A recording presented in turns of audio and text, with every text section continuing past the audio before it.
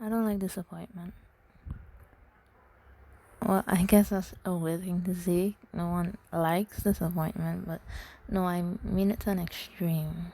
I loathe disappointment with a frightening passion.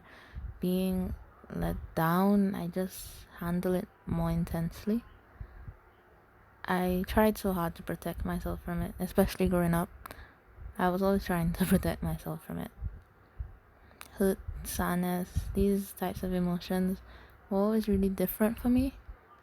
Sometimes I feel like I was born like normal, but my heart was born premature because it's just so sensitive, and I have to take self-protection serious. Growing up, I remember coming up with this equation. So hope plus future is equal to disappointment. So basically combine any future situation, any semblance of hope always leads to disappointment. And if I wanted to protect myself from disappointment, I just had to make somehow this equation invalid. And I couldn't really get rid of my future unless I get rid of myself, and that's not an option. So I had to get rid of something else. I had to kill another part of the equation. In order to protect myself from disappointment, I just needed to kill hope. So I guess this is about my attempts at assassinating hope.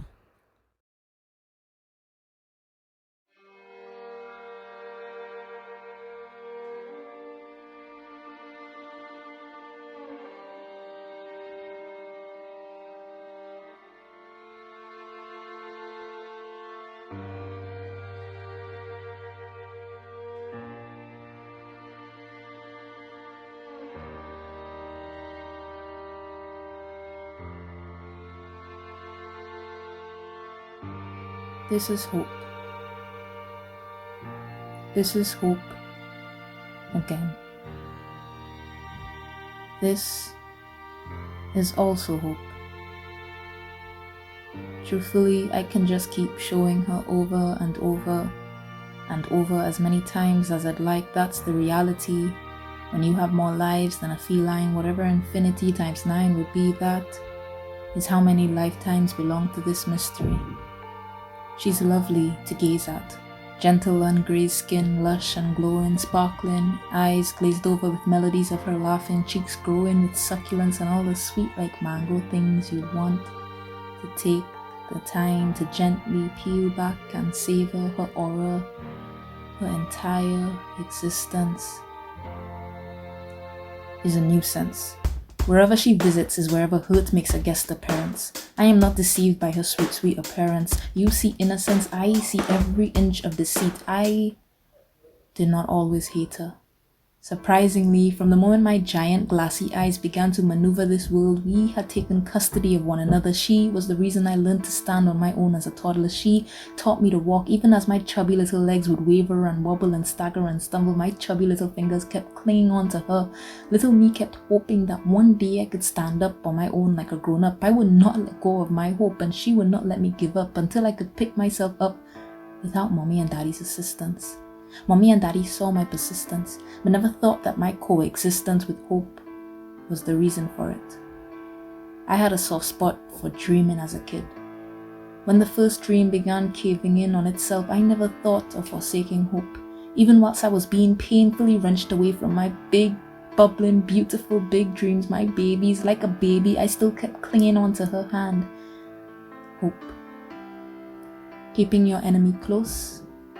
This is the hardest to do when you can't even recognize your own enemy, but somehow I still managed to do this perfectly with hope. Truthfully, it is blind dreamers, not big dreamers, that refuse to see the truth. It was as I got a little older that I began to see this truth. Whenever I put my trust in someone's word or believed that I could win this prize or expected that tomorrow could be different, I came to recognize that hope was always the reason. I was hoping that this person would keep their word. I was hoping that I was worthy enough of this prize. I was hoping that all the disappointments of yesterday wouldn't leak into the present. It was always because of my custody agreement with hope. It was always because of her. I needed space, distance. I tried to be harsh with her. It did not matter. She refused to take the hint. She was too glued at my hip. She continued running towards me like it was a game of tag and she was it. I tried a restraining order. She was stubborn. It was either she didn't get the subpoena or she did and just decided to ignore it. She treated it like a game of hide and seek and kept on finding me. And I was getting angry. The dynamic, it was different between us, claustrophobic, unfriendly, toxic. I couldn't take it anymore. She was to blame for everything, all the suffering I had to endure when I involved Hope in all my decision making, all the disappointment and the pain of being let down. I had let her in because of this. I had become bitter and resentful. It was her. She was entirely responsible. It was too much damn hope in my life. I was too damn hopeful. It was suffocating and smothering and it was stifling. Something needed to give. Hope me this we. I could no longer cope with it. I never thought that I would try murder.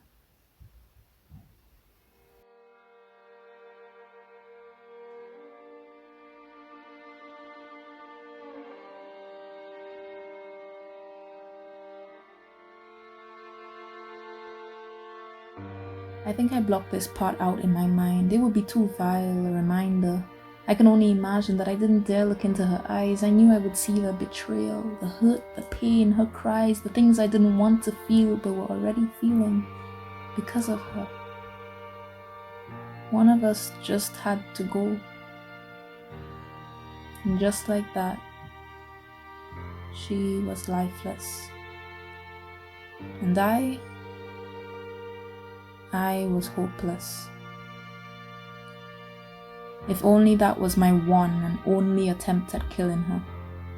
There were many after that because she kept coming back and squeezing the life out of my childhood lover over and over took its toll on me. I was even more drained than before. All things die. Why wouldn't she? And why did it feel like the only one I was successful at killing off was, well, me?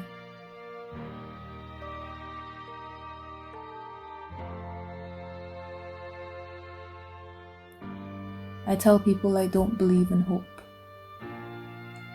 because it's difficult for me to admit that I need her. I think I need her. I need hope. She knows this more than me. This is why she always resurrects. For me.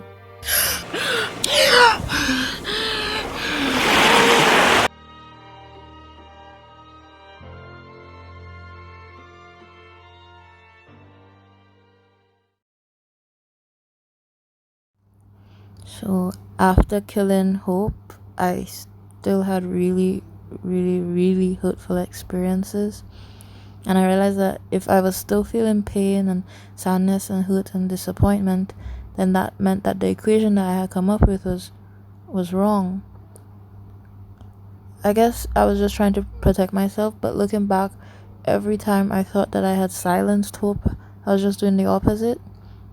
I was seriously just silencing my will to live, because living without hope, it's hard and it's just not possible. And the delusion that you've succeeded at it being killing hope, that delusion is even worse. It was lethal for me, because you need hope to be human. Is to always hope to be a better human. It's literally impossible to completely get rid of hope. Even if you force yourself to think pessimistically, part of you always hope for better, for good things, for change. Hope is just a mandatory faith. And like I said before, I don't like disappointment at all, but I think it's just a necessary evil.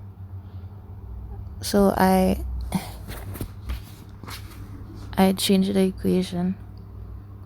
Hope plus future plus disappointment, all of that is just equal to the experience of life.